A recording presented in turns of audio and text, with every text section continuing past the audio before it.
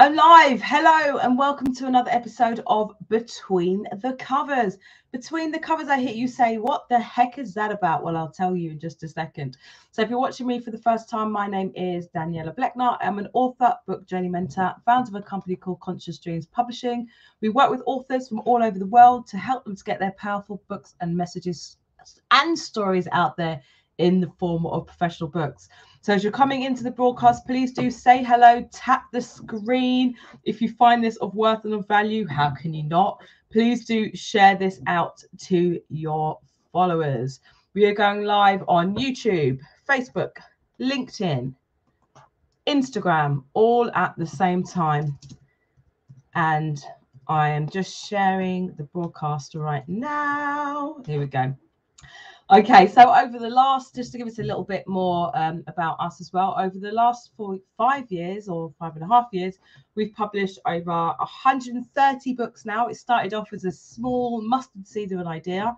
Having published my own book first in 2014, I realized there was a huge demand of people who were either amazing writers and weren't getting seen or heard, or people who had overcome huge things in their lives and they had really powerful stories, like Janetti, who's on right now on Instagram. Hello, do say hello, show us some love.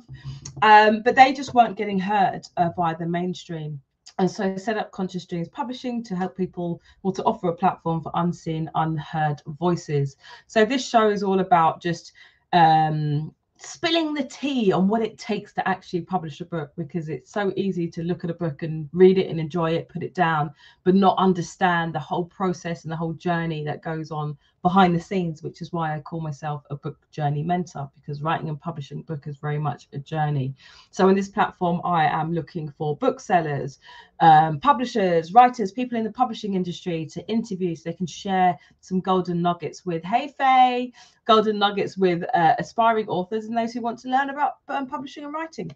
It's also a platform where I interview our awesome and amazing authors. They're not always published by us.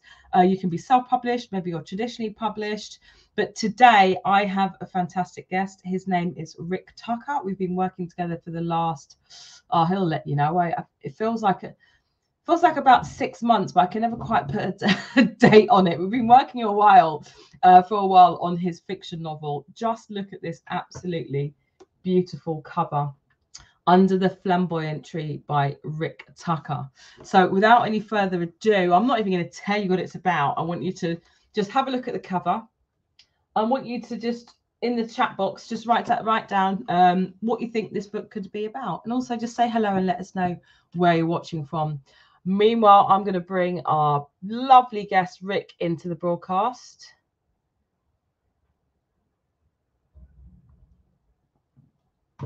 Okay, so bringing you on Instagram. And so, Rick, if you join us. Okay, Janetti said she can't stay long, but she's intrigued to meet you, Rick. So on your phone, Rick, I've sent you an invite to join the live. If you could come into the Instagram via your phone, that would be great. As you're watching and waiting for our mysterious guest to join us, please do say hello. Hey, Matt, how you doing? Big up, Matt. Long time. Say hello. Let us know where you're watching from. Where in the world are you watching from? Hey, Mame, nice to see you. Hey, okay, Rick, let's invite Rick into the broadcast. It's a lot of multitasking here. So, Rick, if you just mute your computer as well. Okay. You're watching from Rock. Where's Rock? How's that?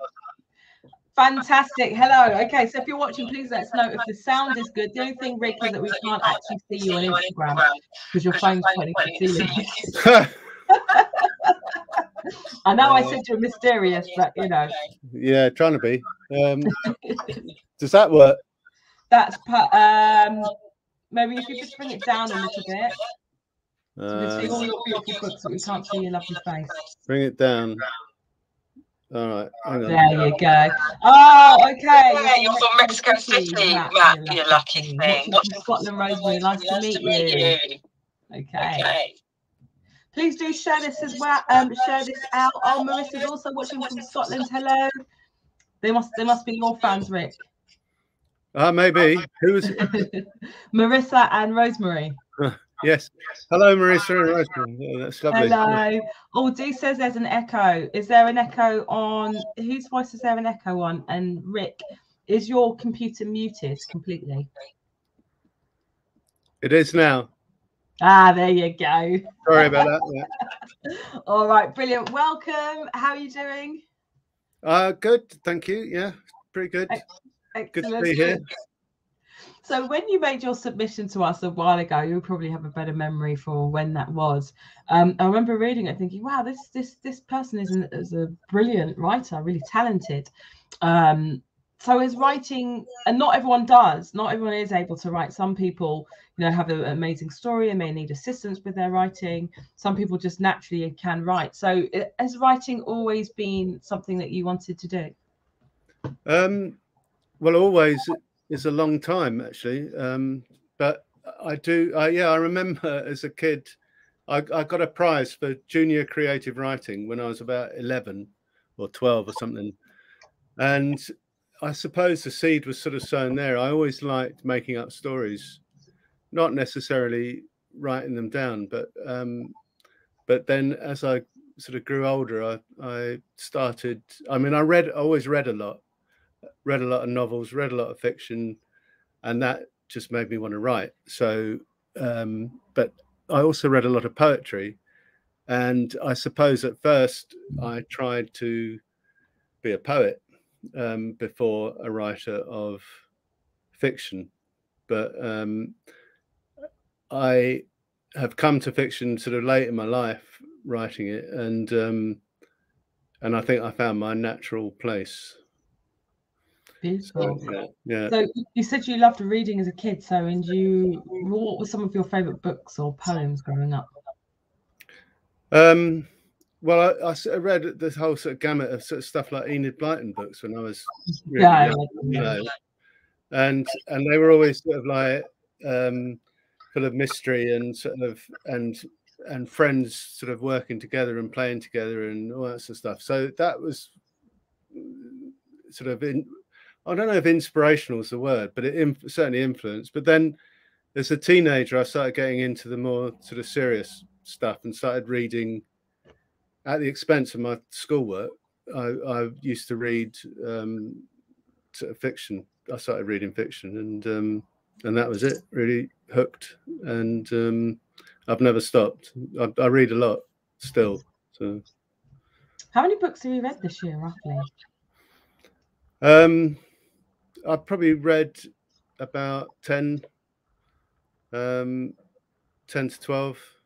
Probably. Sometimes I have a couple going on at the same time, but that I've tried to stop doing that. So I try and pick up one and get on to the next one. Yeah. You forgot to say that you read your book 5 times already. Yeah, at least, yeah. All right, so we've got Eloise watching from Scotland as well. She says very proud of you, Rick. Here you go. I'll highlight the comment. We've got hi Eloise from Vienna. Amazing. Steve was a great help in this book and in all my fiction writing. He's my go-to first reader and critic, and he's a great bloke. I've known him since I was about 13, and he has a very keen eye for what's right and what's wrong, time scales, all that sort of thing, timelines and things like that. He keeps me in check, which he's a great friend to have. He's a fabulous musician, songwriter himself, and but for lockdown I would have been over in Vienna and hopefully joining him on stage to sing some blues, but so I miss him greatly. But he's been an absolute, just such a great help to me in my writing. Join our team. Sound like the kind of person we'd love to join our team. Yeah. Thank you. We'll get into your music and your blues, and you've got so much to talk about as well. So Anna says, what authors have inspired you? Oh, that's a big one. Well, as a teenager, I read a lot of people like the sort of American authors like Hemingway, Faulkner, Steinbeck, people like those, and they really captured my imagination. But then I also got into all the French existentialists and sort of thought I was, that sort of tortured romantic soul who sort of smoked packets of French fags all day and sipped wine and thought about life. So Camus, Sartre, Simone de Beauvoir was a great influence on me in terms of understanding women better, like things from a female perspective, rather than reading all those macho American men who, I don't mean that disparagingly, they're superb writers and were very influential. And then I got into a lot of the kind of Hispanic authors like Gabriel Garcia Marquez, and the book 100 Years of Solitude sort of just blew me away, and I guess changed my whole, it's a bit dramatic to say it changed my life, a book like that, but it really did open up a different world to me, not just the physical world, but a whole world of the unconscious and fantasy and dream and that type of thing. Isabel Allende, another one. Toni Morrison, the American writer, again, enormous influence. And but not, some people would dispute it, but Bob Dylan was an enormous influence on me from the age of about 11 or 12. And he opened up a whole dialogue in my head, I suppose, about what was right and wrong in terms of social injustice, racism, that whole area of things. And this was like late 60s, early 70s, when as a kid I'd be watching the Vietnam War on the news, or the so-called race riots in the States and everything like that. And that was sort of massively influential as well. So in terms of literature, I read anything that's good, I suppose, and has depth to it, is without sounding pretentious, but so loads of influences through. I've been around quite a while, so it's years and years. Widely read, yeah, mix of different books. We've got a couple of comments I must read before this lady goes. Jeanette says, I knew there was something about you. Blues, eh? Nice. Intuitive inside. Also, wow. She's going to purchase your book. She's got a rush, and it's lovely to meet you. Oh, thank you. That's lovely. Can I ask as well, on your Instagram, are you able just to move your phone down a little bit so we could get a much better glimpse of you? There you go. That's perfect. That's great. Okay. Yeah, that's brilliant. Okay, so we've got Yashiba here. She's a reviewer in the house. I think she's got a copy of your book as well, and she writes brilliant reviews. So definitely connect together. Hi, Yashiba. Also contacts with Trinidad and Tobago Writers Group too, which brings us nicely to your book, set in Trinidad and Tobago. Can you just tell us what the book's about overall, first of all, so we can get a real good flavour of it? Well, it's quite funny. When I submitted it to you, I thought it was about one thing, and when you and Elise, the editor, read it, you thought it's about, well, there was another aspect to it. To me, it's a story about a woman who seeks her roots. She's a mixed race, dual heritage woman living in France, and who decides that she has a French father, and she had a Trinidadian mother, who herself her mother was the result of a mixed race marriage or partnership between African and Indian parentage.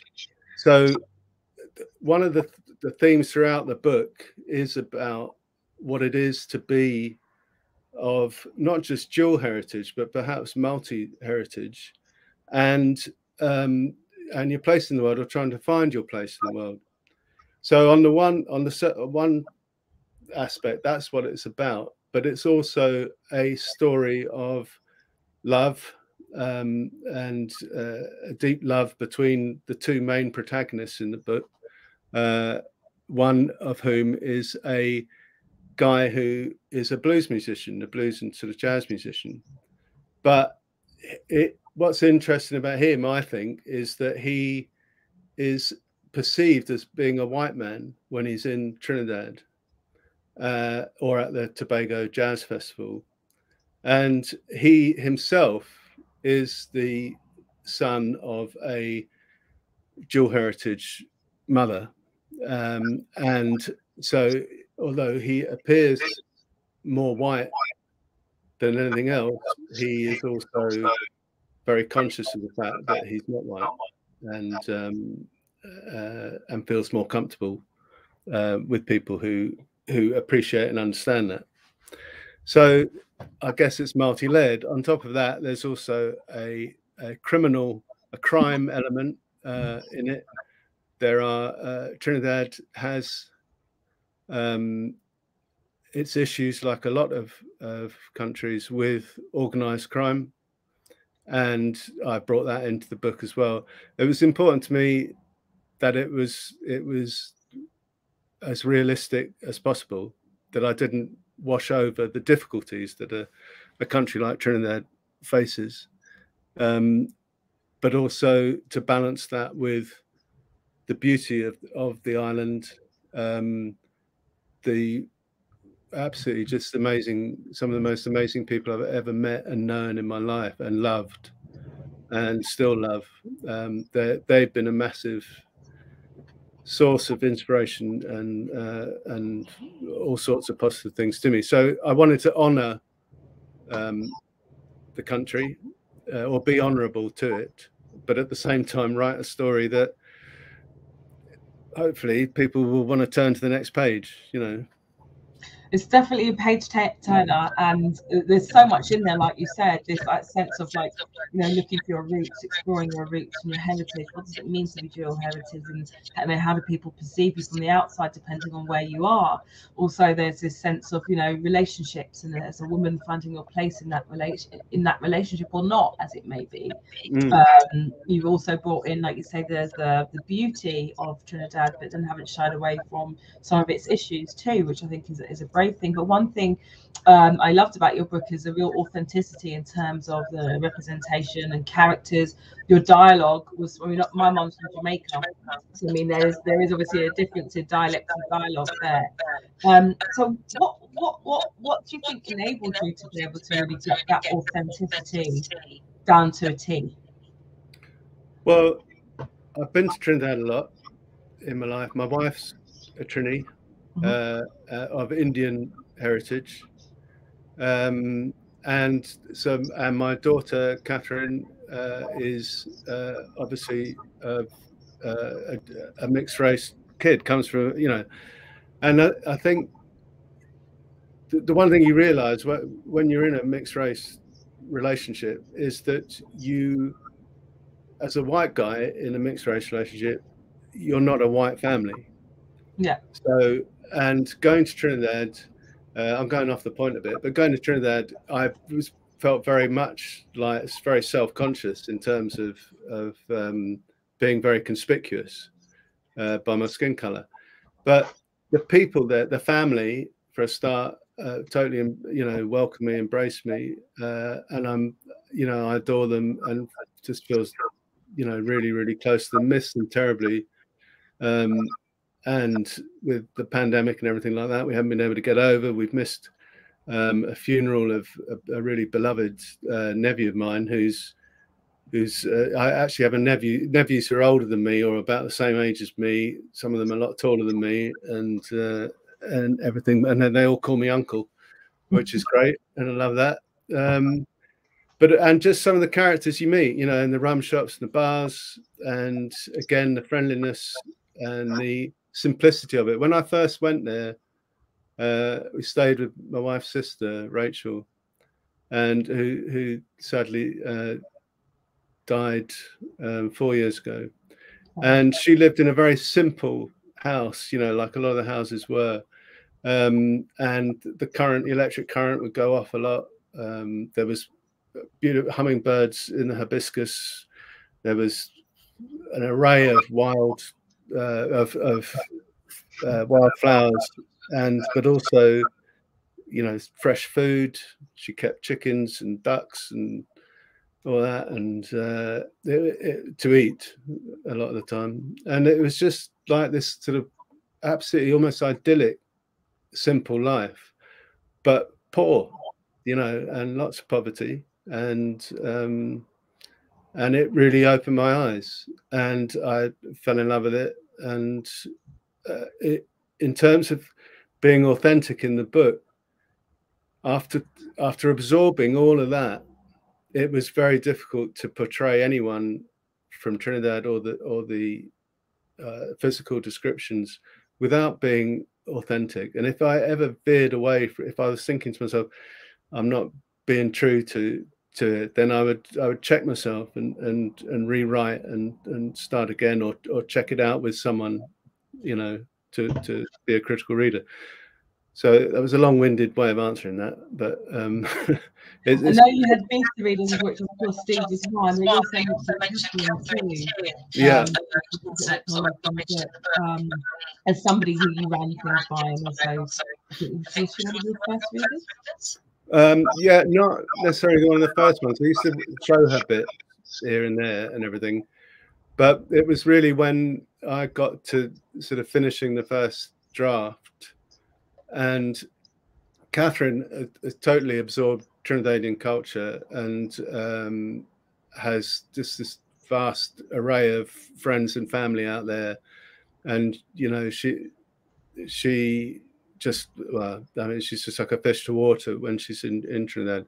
And she was just invaluable in terms of, you know, like looking at the dialogue and saying, well, that's not exactly how someone would say it, you know, or think about so-and-so, he wouldn't say it like that, would he, you know, and everything. And then she'd help me with just sort of tightening that up. So that was great. Yeah. Brilliant. And I really think you did manage to capture that authenticity. I think, you know, a lot of the times it's easy to sort of gloss over that, but I love the fact that you're really thorough in your research and your own experience of Trinidad to be able to draw on as well, which I think is really important. So you've got some more comments here, Rick. Being mixed heritage is an important topic. We need to feel rooted to belong. Thank you for expressing this. Yeah, hi Layla. Absolutely, it's important, and I had a lot of insight into that, and it's a really big issue, as anyone who is mixed race knows, or mixed heritage knows. It's a big issue and has to be treated seriously and represented authentically and with honor, I think, honorably, you know.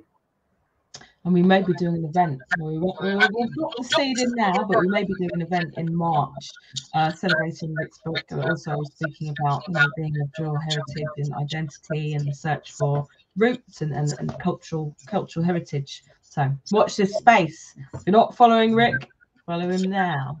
After the interview. Yeshiva says identity, jazz, heritage, and dual heritage, multi-layered. Cool. Well, that's nice to hear, Yeshiva. I look forward to linking up with you. In your book, you have some lyrics, so you can tell, you know, what it is. So not only you've got the story, you've got the love story, you've got the suspense and the fast pace. I don't want to give it away, but you know, it happens, drama, should we say? But with that, you've got a nice accompaniment of music and lyrics there, and a lot of which are your own. So can you speak to us about, you know, why that was important for you to add, you know, that blues element to it as well? Well, the main male character, Fingal, is I made him a musician because it's a world I know, and then I could represent faithfully and accurately and with authenticity. The fact it's the blues, in a way, I mean, I started off trying to sort of sing Bob Dylan songs as a sort of, you know, 13, 14-year-old. But then with Steve, the guy in Vienna, we had a little band when we were at school and stuff like that. And blues was a sort of big influence on all of us. And but in recent times, I've hooked up with a guy who's a fantastic blues guitarist, and we just started doing blues covers and playing open mics and stuff like that. With him playing guitar, me playing a bit of guitar, but mostly singing and harmonica and blues harp, and then started writing songs again as part of that duo. And it's just a great format of blues, and you know, it's as soulful and meaningful as any music on the planet, and more so than most. So that's why it was important to put it in. Originally, I wanted like classic blues songs to be represented in the book, but then there's a problem with copyright and all that. Yeah. So started putting my own lyrics, and so be it. Yeah, it's definitely a Rick Tucker book, like a complete Rick Tucker here. No other lyrics. Or is there going to be a CD coming out maybe of your music? There's no plans for that. Again, I mean, I have got a CD out of stuff which I wrote a few years ago, and it was properly produced and stuff like that. But none of it was blues. It was all like sort of self-penned, kind of almost sort of folky stuff, I suppose, but better than that. No, there's nothing wrong with folk music, but it was. But in terms of doing the blues, yeah, the guy I play with, we wanted to. We were all ready to go and do it in the studio, but COVID, lockdown, all that, it just kind of blew it away. So, and neither of us have the technology or are au fait enough to send each other files and record over them and everything. So, but hopefully we'll get back to it. And that would be amazing. And if not, I'm sure you're willing to do a little bit of a live set at our event in March. Yeah. Well, maybe, yeah. I mean, I haven't played for a while, and I mean, if this guy can make it, maybe we could play a couple of tracks. But there's a few poets we're inviting along to that as well, and for people to, yourself included, to have a little spoken word section. So if the time allows, we'll play a bit of our music. Yeah. Hello, Janine. The time will allow. So Janine saying hello there. Hi, Janine. Hi. There must be done some humour in there just for the dialect. Looking forward to getting stuck in. Yeah, really looking forward to hearing what your verdict on it is. Yeah, there is humour in it. As teenagers, Rick and I were playing Dylan songs in my bedroom, literally, and my mother thought we were playing Dylan. I said, "Oh wow! So you definitely got, guys, you've definitely got to play." I'm sorry, you come with that comment now, Steve. Well, Steve will have to come over from Vienna. He lives in Vienna. We'll get you down. We can do a video link up or something. Right. So back to the book. I mean, there's so many different elements in there. So let's go to the writing process.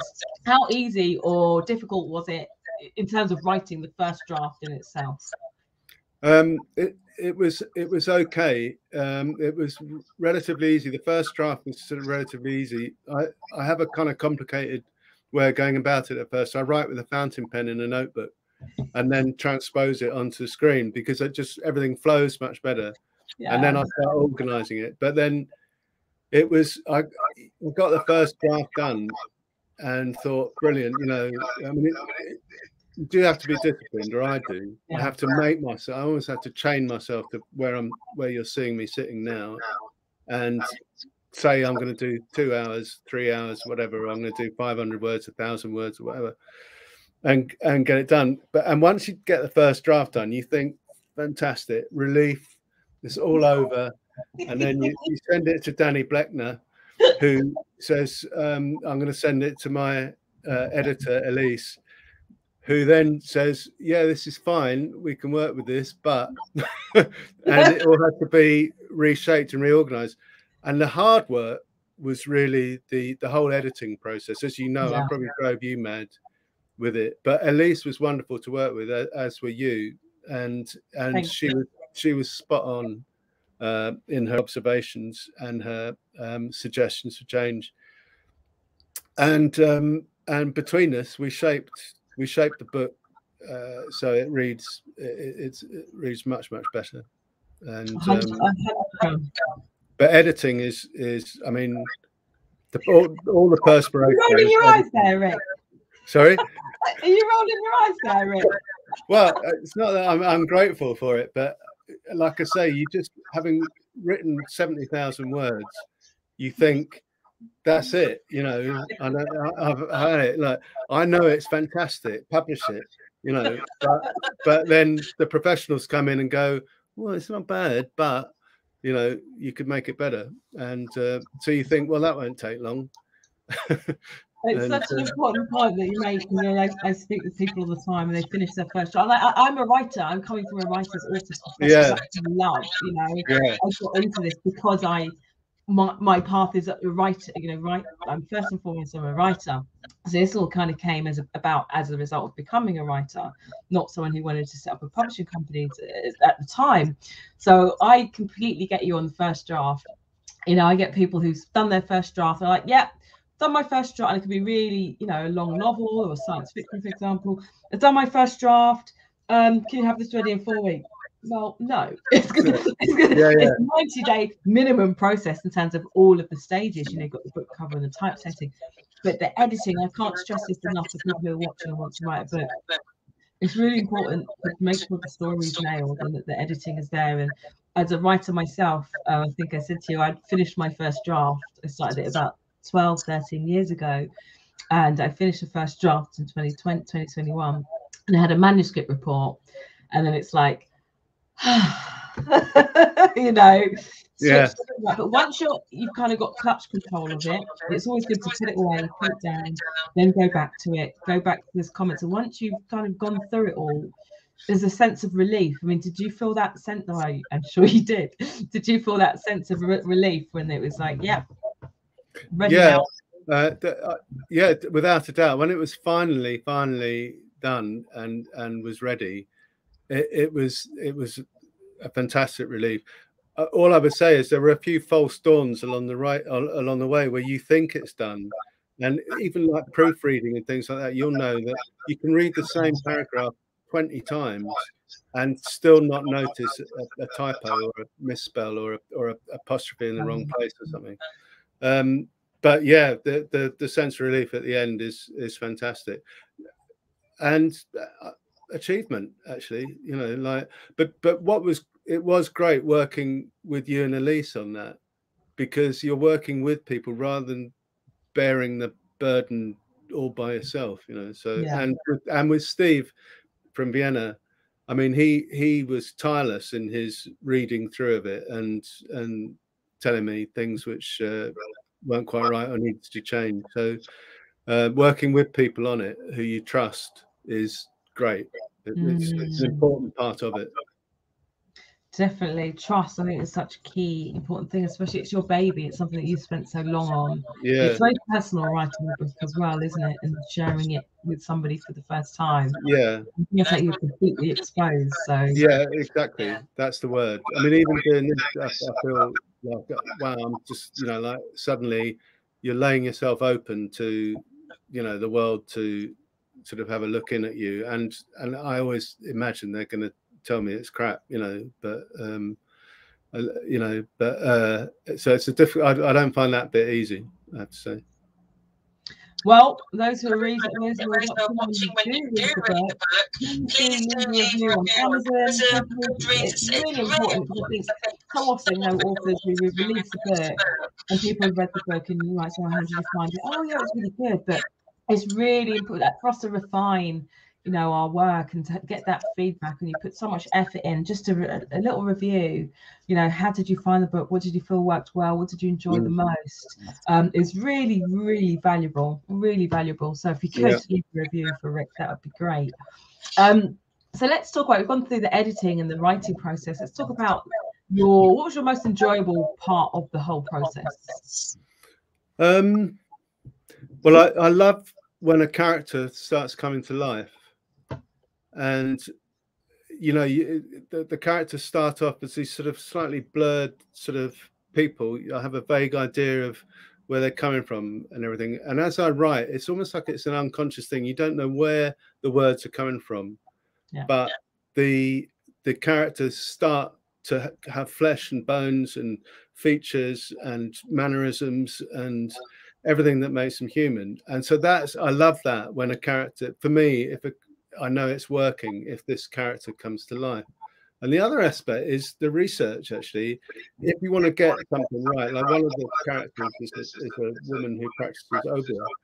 Yes, I was going to speak about her. She's my favorite character, Tanty-Jo.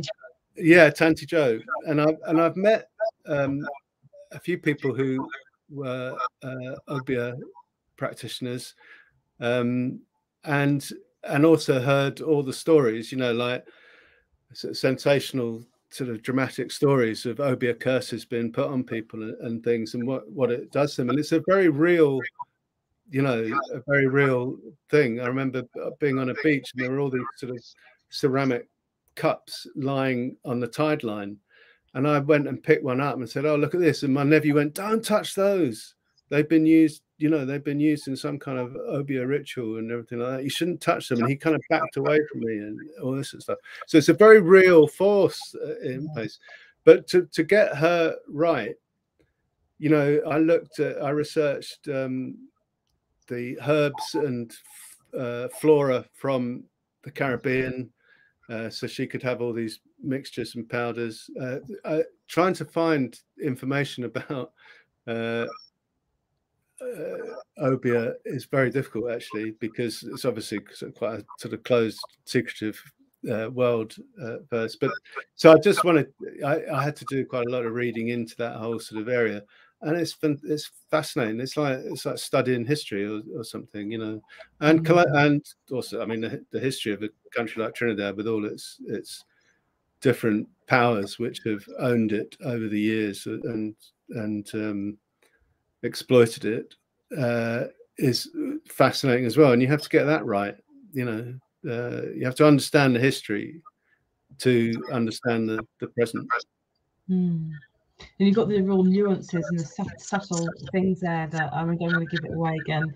But yeah, I really do love her character. I think you definitely nailed that one as well. So thank you. Dorothy's here. Hey, Dorothy.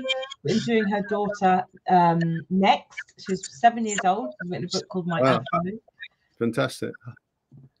She says, "Oh, I love the obeah thing. It doesn't work." Well, I wouldn't want to that or not. I wouldn't know. But so what's next for you, Rich? Do you have another book in the pipeline? Because actually, what I want to bring into this is that this isn't your first time writing a book. So you self-published a book called A Dog Unchained. A Dog Unchained, 2015, was it? I think so, yeah. Yeah, 2015. So how did the two different journeys compare? So obviously you self-published your first book, and then obviously now you've got this beauty out. Yeah. What did you learn the first time that you could? Well, that I guess that I rushed into self-publishing it. That was the problem, rather than go through a professional process like with you, of someone overseeing it and editing it. I mean, a great friend of ours, Anna, who I don't know if she's watching, but she helped with the editing initially, reading it through. But and it was great, and it got me to a point where I felt I could just self-publish. But and then Steve Gander, he read it. Steve from Vienna read it and said, actually, you need to do a bit of work on the manuscript, and he did some work on it. But that was actually after it had been published, and so we changed it. So I feel a bit like that book's got lost because it wasn't finished properly in terms of how the manuscript looked and everything. So this journey was much more manageable, I suppose, and longer, but worthwhile. And you asked about other books. I've got another manuscript complete, which I've had edited, and I'll talk to you about that sometime, about what to do with it. Because the dream is always, you know, like, I'm going to get an agent, I'm going to get, you know, Penguin, I'm going to get Steven Spielberg to film it, and you know, but I'm a bit more realistic than that. So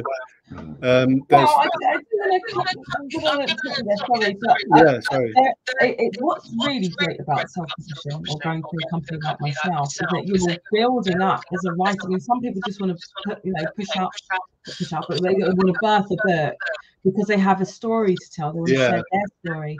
Some people want to build a portfolio of work because they want to be an established writer, you know, whether it's writing fiction, whatever, normally fiction. And so what this does when you self-publish, first of all, or, you know, publish through a company like myself, is you're creating a body of work which then can catch the attention of agents. So it's almost like a CV. There are, I always spoke to you about this before, but I'd like to talk to you about it in more detail, but I think it's also great for those watching. There's companies out there called Jericho Writers. There's another one, Cornerstone's Literacy Consultancy. So when you finish your first, I mean, obviously I'd love to publish your book, but if somebody came along and said, this is fantastic, Rick, you know, we'd love to represent you. Oh, you know, it is a long process. And then Penguin did come along, brilliant, you know? Yeah. So it's catching the attention, having a strong book that they can look at, and they can see, they can get samples of your writing. With Jericho Writers, you can send your manuscripts off and get a manuscript assessment, which is what I did. They also help to match you with agents. You can speak to agents, and there's writing masterclasses as well. So it's not beyond reach. You know, whether your next book you publish through ourselves, or whether you want to try the other route. There's a lot of different options, and you know, we support you in wherever you choose to go, and it's not out of your reach, Rick. Yeah, thanks. Yeah, good. So little consultation there online. Sorry, I just felt like I had to say that. But, so what's your big dream then? Somebody here mentioned this would make a great film. Have you ever thought about, you know, going into different medias, different avenues with your writing? No, thanks for that comment, Martin. Is it Martin? Martin. Yeah, and you're not the first person to say, but it's quite a visual book. You know, there's and a few people have said it would lend itself to film. No, I haven't thought of other ones. I've got a friend who we thought about writing a comedy series together. We had a good idea for that, but that's never happened yet. But fiction to me, I mean, writing fiction is what I want to do. I mean, I write poetry as well, and I like to do that, and sometimes I have to write that. But fiction now it feels like this is what I do and what I want to do. So I've got this manuscript, which I was just talking about, ready, and I've started another book since. I couldn't stop. You know, another idea came. I thought I was exhausted after it all, and then something happened. A little thing sparked in my head, and I started writing another one. So this is what I do now. Yeah, I love it. You're just on the flow now. This is what I do. I love it. I love it. Okay, so there's more coming from you, Rick. Great. Please do follow Rick as well. As we said, we're going to do an event in March. We're at the sort of seed stages talking about it, so there's going to be a lot more to come. Please do, if you found this of worth and value, please do share this broadcast out as well. And I encourage you to get a copy of Under the Flamboyant Tree. And please do leave a review. Oh, hold on. To finish off, Rick, how can people connect with you? Well, I don't know. What's your Facebook author page? Yeah, I've got two Facebook pages. One which says Rick Tucker author, and one which just says Rick Tucker. And I'm quite a muddle moving between the two, to be honest. So either of those are absolutely fine. Now I've reset up an Instagram account. That's fine.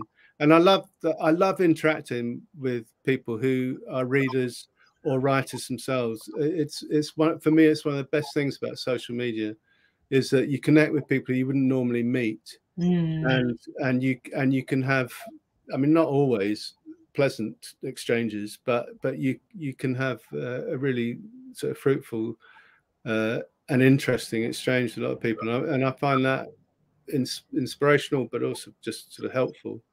So people feel free. I mean, I'm, anyone can ask me to be their friend on Facebook, and I'll do it. And I'm not really sure how Instagram works because I could never be asked with it, but I'll try a bit now. I'll try a bit more now. Typical author. So Rick's book is available at all good retailers. Amazon is just one, but it's also on Waterstones, Foyles, Barnes & Noble, wherever you are in the world. Just tap in Under the Flamboyant Tree. You can get it in multiple places. And as I said, once you finish, please do leave a review. Reviews are really important to authors. Thank you. So do you have any parting words at all for us, Rick? No, just thank you. Thank you for everyone who's tuned in. Thank you also to Danny for giving me the chance, and look forward to actually meeting you face to face one day, and to all your team. I mean, I feel truly humbled and grateful for your support in this, and for everyone tuning in. Thanks a lot, and I hope you enjoy the book if you buy it. Stay in touch. Oh, awesome. And Matt Willis-Jones has finished us off with saying, great interview, glad I hung around. Oh, glad you hung around. Watching away from Mexico. We've had people from Mexico, Vienna, Scotland, US, UK tune in. The global platform. So we don't even need to leave our houses. So thank you very much. Next, I think it's going to be next Wednesday, 7 p.m. GMT. I'll be interviewing 7-year-old Tiana Rose, who's written a book called My Afro. You'll also get to meet her mother as well. Very excited about that. Thank you so much for calling in. I have been Danielle Bleckner, speaking to the awesome and amazing. You got to say your name here, Rick. Oh, sorry, Rick Tucker. All right then. Bye. Bye. All the best. Bye. Rick, Bye. stay on for a bit. Okay. Bye. Rick, just stay on for a bit.